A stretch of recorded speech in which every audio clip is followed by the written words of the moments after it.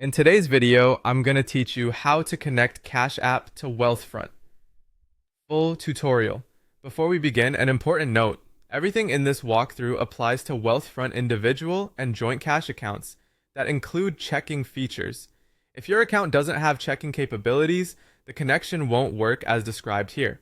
It's worth confirming that detail in your account settings before you proceed. Wealthfront's cash account can connect to popular payment apps. That includes Cash App, which we'll focus on today, and it also works for similar apps like Venmo, PayPal, Apple Pay, and Google Pay.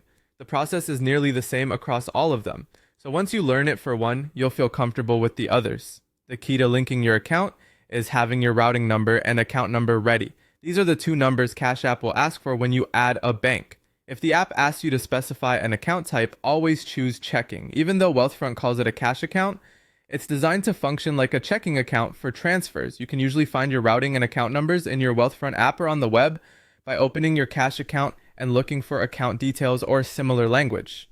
Take a moment to copy the numbers carefully and double check for any swapped or missing digits.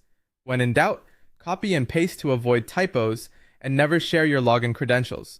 Only the routing and account numbers are needed. When you start the connection in Cash App, you'll be prompted to add a bank. If you're offered a manual entry option, that's where you paste the routing number and the account number you just retrieved. Select checking if you're asked for the account type, then review and confirm. After saving, Cash App should recognize the account and list it among your payment methods. There's another way to connect. You can link your Wealthfront debit card to Cash App. This can be convenient for quick setup, but keep in mind that some apps charge fees for card-based transfers, especially for instant moves. If you want to avoid potential fees, linking via routing and account numbers is generally the more cost-effective choice. Once you've added your Wealthfront details and confirmed checking as the account type, you're set.